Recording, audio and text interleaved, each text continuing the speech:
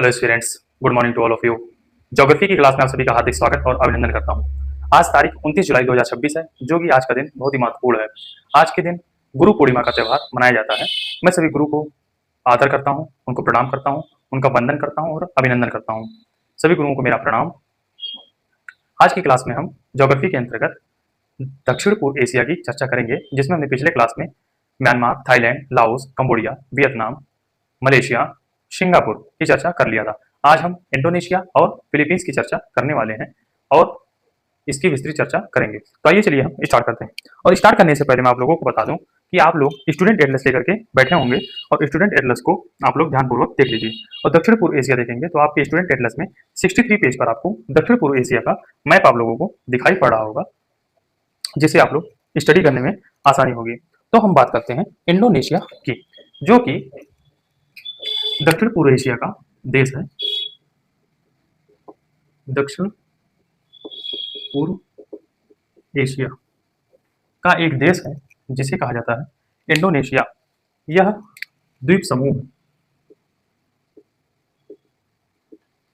Indonesia द्वीप समूह। इसकी जो राजधानी है वह क्या है? वह है जकार्ता, जो कि स्थित है सुमात्रा द्वीप पर। और जो वर्तमान राजधानी होने वाली है वो है नुसंतारा। इंडोनेशिया एक प्रकार का आर्चिपिलागो है। आर्चिपिलागो का मतलब है कि यहाँ पर 3 विवर्तनिक प्लेटें आपस में मिलकर टकराती हैं, जिससे इंडोनेशिया में बड़े पैमाने पर भूकंप और ज्वालामुखी घटनाएं घटित होती हैं। और जो इंडोनेशिया है वो हिंद महासागर और प्रशांत महासागर के बीच में स्थित है। इंडोनेशिया द्वीप समूह जो है इसे आर्चिपिलागो की संज्ञा दी जाती है। इसका निर्माण 3 विवर्तनिक प्लेटों से इंडो ऑस्ट्रेलियन, प्रशांत महासागरीय और यूरेशियाई प्लेटों के अभिसरण से हुआ है। इसका जो निर्माण है वो यूरेशियाई प्लेट, इंडो ऑस्ट्रेलियन प्लेट और प्रशांत महासागरीय प्लेट के अभिसरण से इसका निर्माण, इंडोनेशिया द्वीप समूह का निर्माण हुआ है। अब इसी में बात करते हैं। यह ज्वलंत ज्वालामुखी और भूकंप का क्षेत्र है, जो कि हमने चर्चा में बताया। सुनामी का उत्पत्ति का केंद्र भी है। यहाँ पर जो जलवायु है वह विषुवतीय प्रवाहकार की जलवायु है। जलवायु जो है विषुवतीय प्रकार की जलवायु यहाँ पर पाई जाती है। इंडोनेशिया में विश्व का दूसरा सबसे बड़ा भूमध्य रेखीय सदाबहार वर्षावन का विस्तार पाया जाता है।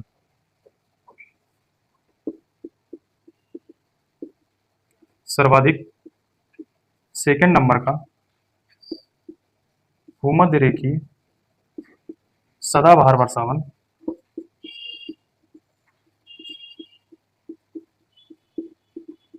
का विस्तार दृश्यगत होता है। अगर ये सेकंड नंबर है तो पहला नंबर कौन है? हम जानते हैं अमेजोन वर्षावन, जो कि ब्राजील में स्थित है। इसके बाद इंडोनेशिया है। इसके बाद अगर हम देखें तो हमारा अफ्रीका दृष्टि गोचर होता है। तो आप लोग इसको नोट कीजिए। फिर इसी में नेक्स्ट पॉइंट बात करते हैं सुंडा जल संधि की। इंडोनेशिया द्वीप समूह के पास आप देखेंगे सुंडा जल संधि की अवस्थिति है, जिसमें यह सुमात्रा द्वीप को अलग करने का कार्य करता है जावा द्वीप से। सुंडा जो जल संधि है वो सुमात्रा द्वीप को जावा द्वीप से अलग करने का कार्य करता है, सुंडा जल संधि। जो कि सुंडा जल संधि जो है वो स्थित है हिंद महासागर में। फिर इसी में नेक्स्ट बात करते हैं। यहाँ पर क्राकाटोआ ज्वालामुखी पर्वत अवस्थित है। जावा द्वीप पर ही क्राकाटोआ पर्वत स्थित है, जो कि एक प्रकार का ज्वालामुखी पर्वत है। और आपके एग्जाम में यह पूछता है कि क्राकाटोआ ज्वालामुखी किस देश में स्थित है, तो वो इंडोनेशिया में स्थित है। इंडोनेशिया के किस द्वीप पर स्थित है? तो जावा द्वीप पर अवस्थित है क्राकाटोआ ज्वालामुखी। यह परीक्षा के दृष्टिकोण से अति महत्वपूर्ण होता है। अब हम इसी में नेक्स्ट पॉइंट बात करते हैं, इसको इरेज करके।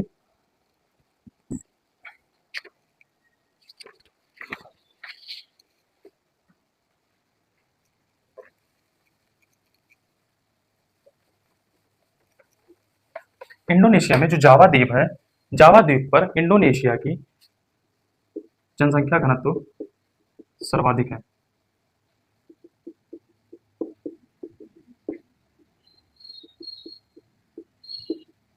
जावा द्वीप पर ही जनसंख्या जो घनत्व है वो अधिक है। फिर इसी में नेक्स्ट बात करते हैं, विश्व की गहनतम कृषि प्रणाली यहाँ पर पाई जाती है।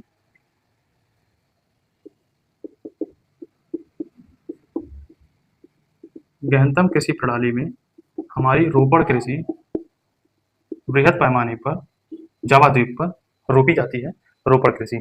फिर इसी में नेक्स्ट बात करते हैं, यहाँ पर इंडोनेशिया की लगभग 90% जनसंख्या निवास करती है। जावा द्वीप के सुराबाया, बांडोंग व जकार्ता में पेट्रोलियम के भंडार पाए जाते हैं। यही जावा द्वीप में पेट्रोलियम भंडार कौन कौन से हैं? जकार्ता, फिर उसके बाद बांडोंग, सुराबाया। हमने बात किया था जो जकार्ता है इंडोनेशिया की राजधानी, वो सुमात्रा नहीं जावा द्वीप पर अवस्थित है। हमको इसको देख कर क्या है कि पेट्रोलियम के भंडार जब जकार्ता, बांडोंग और सुराबाया जावा द्वीप पर है, तो जो जकार्ता है वो जावा द्वीप पर ही होगा, उसके लिए सॉरी हम कहना चाहेंगे। फिर इसके बाद नेक्स्ट बात करते हैं, इसमें स्थानांतरित कृषि बड़े पैमाने पर होती है जावा द्वीप पर। इसे स्लैश एंड बर्न या कर्तन एवं दहन पद्धति कहा जाता है, और इसे यहाँ पर पुनः की संज्ञा दी जाती है, जो कि 5 स्टार का सवाल होता है हमारी परीक्षा के दृष्टिकोण से। स्थानांतरित कृषि जो कि जावा द्वीप पर होती है, इसे ही पुनः कहा जाता है। ये परीक्षा के दृष्टिकोण से अति महत्वपूर्ण होता है। फिर इसे में नेक्स्ट बात करते हैं, जावा के ठीक पूर्व में बाली द्वीप अवस्थित है। इसी के पूर्व में बाली द्वीप की अवस्थिति है, जो कि यह पर्यटन के दृष्टिकोण से अति महत्वपूर्ण मानी जाती है। यहाँ पर इसे हिंदू द्वीप की संज्ञा भी दी जाती है। बाली द्वीप को हिंदू द्वीप की संज्ञा दी जाती है।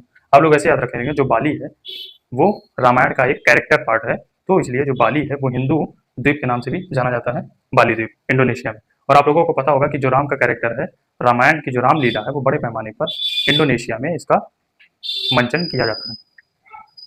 फिर इसी में नेक्स्ट बात करते हैं, इसके पूर्वी भाग में लैम्बोक व मंडुक जनजाति निवास करती है। जनजाति कौन कौन सी? लैम्बोक और मंडुक जनजाति निवास करती है।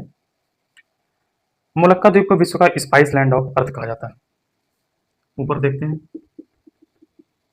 मोलक्का द्वीप को स्पाइस लैंड ऑफ अर्थ की संज्ञा दी जाती है। हम लोग जानते होंगे, इतिहास में हमने आधुनिक भारत के इतिहास में पढ़ा होगा कि जो पुर्तगाली थे वो भारत के साथ साथ इंडोनेशिया भी स्पाइस यानी कि मसाले के लिए अपना अड्डा बसाए हुए थे, अपनी कोठी या फैक्ट्री स्थापित किए थे। इसलिए मोलक्का जो द्वीप है इंडोनेशिया में, ये spice land of the earth कही जाती है। यहाँ से विश्व का सर्वाधिक दालचीनी का उत्पादन किया जाता है। किसका? दालचीनी का। अब हम बात करते हैं इंडोनेशिया के द्वीप समूहों का क्रम क्या है। इंडोनेशिया के द्वीप समूहों का अगर हम क्रम देखते हैं, पश्चिम से पूर्व की ओर देखते हैं, सुमात्रा, जावा, बाली, लोम्बोक, ये हमारा क्रम होता है। पश्चिम से पूर्व की ओर अगर हम जाएं तो हमारा सुमात्रा द्वीप समूह, जावा द्वीप, बाली द्वीप, लोम्बोक द्वीप, सुम्बावा द्वीप और फ्लोर्स द्वीप। लोम्बोक के बाद सुम्बावा और फ्लोर्स द्वीप समूह, या परीक्षा के दृष्टिकोण से क्रम करने के लिए महत्वपूर्ण माना जाता है। सुमात्रा, जावा, लोम्बोक, नहीं, सुमात्रा, जावा, बाली, लोम्बोक, फिर उसके बाद सुम्बावा और फ्लोर्स, ये द्वीप इंडोनेशिया के पश्चिम से पूर्व की ओर क्रम में जाने जाते हैं। अब हम बात करते हैं फिलीपींस द्वीप समूह की। मैं आशा करता हूँ कि आप लोग इसको नोट कर लिए होंगे।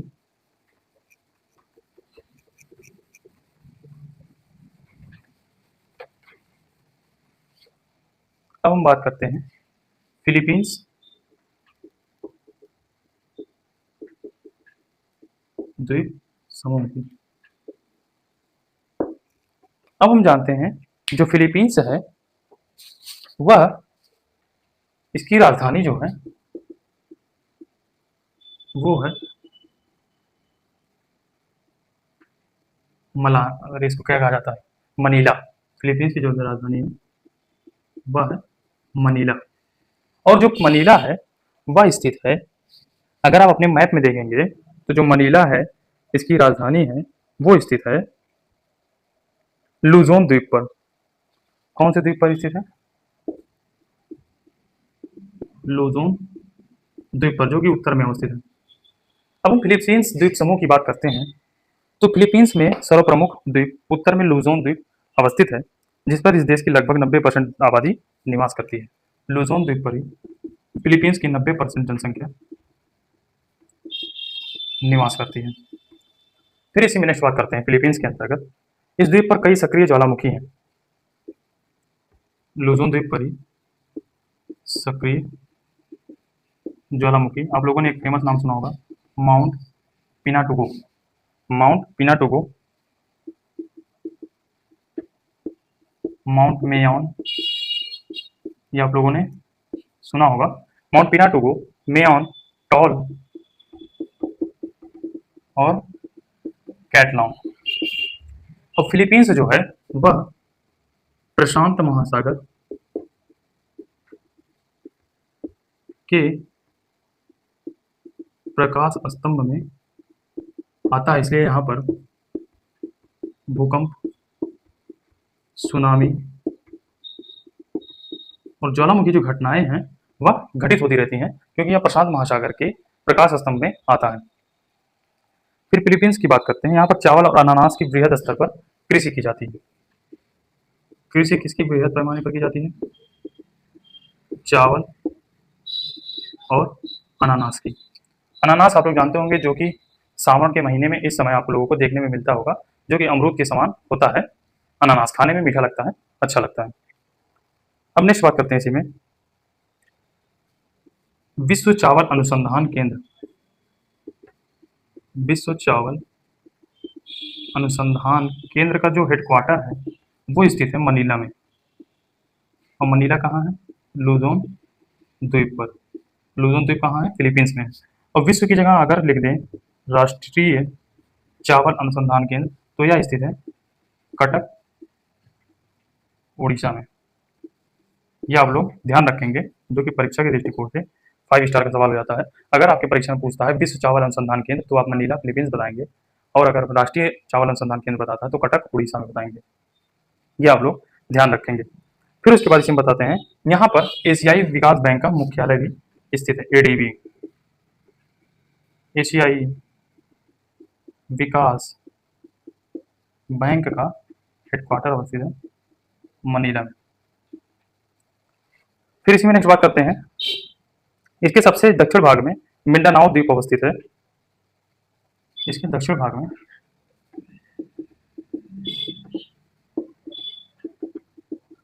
मिंडानाओ द्वीप समूह, और मिंडानाओ द्वीप समूह पर ही एक सक्रिय ज्वालामुखी है जिसे रेकॉन्ग कहा जाता है।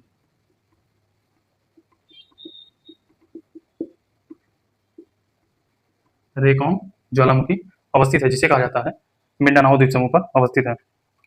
इस द्वीप पर जनजातीय लोग निवास करते हैं। बैगनियो जनजाति का नाम आप लोगों ने सुना होगा, बैगियो जनजाति। बैगियो जनजाति कहाँ की है? फिलीपींस की। यह बैगियो जनजाति फिलीपींस में निवास करती है। यह जनजाति स्थानांतरित कृषि प्रणाली के लिए प्रयोग किया जाता है। ये जनजाति है स्थानांतरित कृषि, जिसे कहा जाता है बैगनियो। इस स्थानांतरित कृषि का जो नाम है उसे कहा जाता है बैगनियो। ये फिलीपींस की पूरी चर्चा विस्तार से हमने किया। अब हम बात करते हैं पूर्वी एशिया। अब इसको आप लोग नोट कीजिए, स्क्रीनशॉट लीजिए। फिर हम बात करते हैं पूर्वी एशिया की। दक्षिण पूर्व एशिया हमारा समाप्त हो गया है। अब इसी में बात करेंगे हम पूर्वी एशिया की। पूर्वी एशिया में हमारे जापान, चाइना, उत्तर कोरिया, दक्षिण कोरिया, मंगोलिया, ये सब देश हमारे पूर्वी एशिया के अंतर्गत आएंगे। ईस्ट एशिया,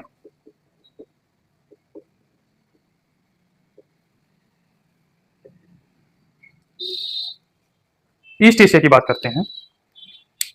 यहाँ पर मंगोल जनजाति पाई जाती है। यहाँ कुल आबादी का, विश्व की कुल आबादी का लगभग 25% लोग निवास करते हैं। आप लोगों को पता होगा कि जो चाइना है वो 2-3 वर्ष पहले पूरे विश्व की आबादी का लगभग पहले स्थान पर स्थान रखता था। तो 2024 की रिपोर्ट के अनुसार, यूएन की रिपोर्ट के अनुसार भारत पहले स्थान पर आ गया है जनसंख्या के मामले में, जो कि पहले चीन को पछाड़ दिया है और दूसरे स्थान पर आ गया है। तो इसलिए जो पूर्वी एशिया है वो विश्व की 25% अकेले आबादी रखता है, पूर्वी एशिया। फिर इसी में नेक्स्ट बात करते हैं। पूर्वी एशिया के औद्योगिक विकास में जकोटा त्रिभुज एक महाशक्ति के रूप में उभरा हुआ है।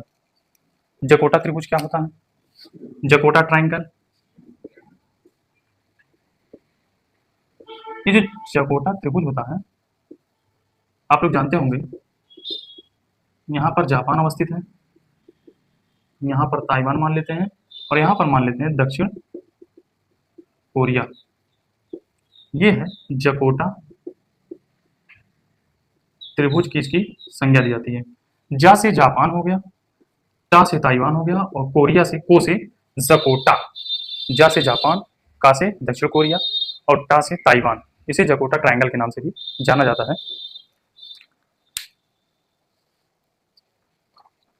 अब हम चीन की स्थिति को बात करते हैं, चीन देश के बारे में चर्चा करते हैं। चीन जो है, इसकी जो राजधानी है वह है बीजिंग। इसकी हम विस्तार से चर्चा करने वाले हैं, जिसकी राजधानी है बीजिंग। चीन की राजधानी है बीजिंग। चीन भारत की भांति प्राचीन सभ्यता वाला केंद्र है, जो कि एशिया के पूर्वी भाग में स्थित एक विशाल देश है। कृषि पर आधारित सभ्यता वाला यह देश 4000 वर्षों से भी अधिक वर्षों से अपनी प्रचलित कृषि पद्धति के लिए जाना जाता है, और यह सभ्यता आज भी यहाँ जीवित है। चीन को 40 शताब्दियों के कृषकों का देश कहा जाता है। चीन को 40 शताब्दियों के कृषकों का देश कहा जाता है। चीन को हमने इतिहास में हवांगहो सभ्यता या चीन की सभ्यता के नाम से जानते हैं। हवांगहो इसलिए कहा गया क्योंकि हवांगहो नदी यहाँ पर अपवहित होती है, जो कि महत्वपूर्ण मानी जाती है, और इसे हवांगहो नदी को ही पीली नदी के नाम से भी जाना जाता है। फिर उसके बाद बात करते हैं, चीन क्षेत्रफल की दृष्टि से रूस और कनाडा के बाद विश्व का तीसरा सबसे बड़ा क्षेत्रफल में, विश्व में 3rd पोजीशन पर है, जो कि पहला हम देखते हैं तो रशिया है, सेकंड देखते हैं तो कनाडा है, थर्ड देखते हैं, सेकंड अगर हम देखेंगे तो हमको दिखाई पड़ेगा कनाडा, थर्ड पर अगर हम देखते हैं चाइना, फोर्थ पर अगर हम देखते हैं तो यूएसए। ये हम पहले के 4 पॉइंट हमको याद रखना होगा। क्षेत्रफल के दृष्टिकोण से सबसे बड़ा देश जो है रूस है, दूसरे नंबर पर कनाडा, तीसरे पे चाइना, चौथे पे यूएसए। अब हम बात करते हैं इसी के अंतर्गत, चीन की सीमा कुल 15 देशों से लगती है। जो सीमा है कुल 15 देशों से लगती है, जिसमें अफगानिस्तान, भारत, पाकिस्तान, फिर इधर हो गया हमारा नेपाल है, भूटान है, फिर उसके बाद हमारा इधर किर्गिस्तान, तजाकिस्तान, सेंट्रल एशिया के जितने भी देश हैं उनसे सीमा लगता है, मंगोलिया से लगता है। इन सब देशों से 15 टोटल देश हैं जिनसे चाइना की सीमा लगती है। चीन के उच्चावच की बात करते हैं। चीन का धरातलीय स्वरूप अत्यंत विषम है, क्योंकि इसके 2/3 भाग पर पर्वत एवं पठार का विस्तार है। जो धरातलीय स्वरूप है वो विषम है, और इसका जो 2/3 पार्ट है वह पर्वत और पठार से घिरा हुआ है। चाइना का क्षेत्रफल बड़ा तो है, लेकिन इसके 2/3 यानी कि 66% पर पर्वत और पठार की अवस्थिति है, जो कि दुर्गम रास्ता हो जाता है। इसके एक और भाग पर मैदान का विस्तार है, तो दूसरे पश्चिम तथा दक्षिण पश्चिम में पठार और पर्वत का विस्तार है।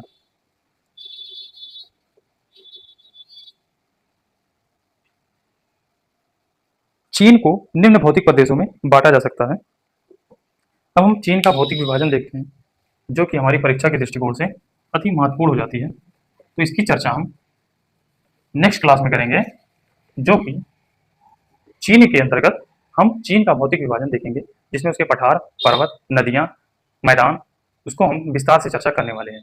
अब आप लोगों को क्या करना है, आप लोग जितने भी पिछली क्लास में पढ़ाए गए हैं उनका संपूर्ण रिवीजन कीजिए, मैप खोलिए, उसको मिलाइए, बनाने का प्रयास कीजिए मैप को।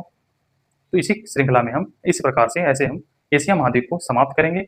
एशिया महाद्वीप को समाप्त करने के पश्चात अब हम टॉपिक पर आएंगे, जो कि एक एक टॉपिक हमारे एनसीईआरटी से भी रिलेटेड होंगे और मेन रेफरेंस बुक से भी संबंधित होंगे। तो हम मिलते हैं नेक्स्ट क्लास में नेक्स्ट टॉपिक के साथ। तब तक के लिए जय हिंद, जय भारत।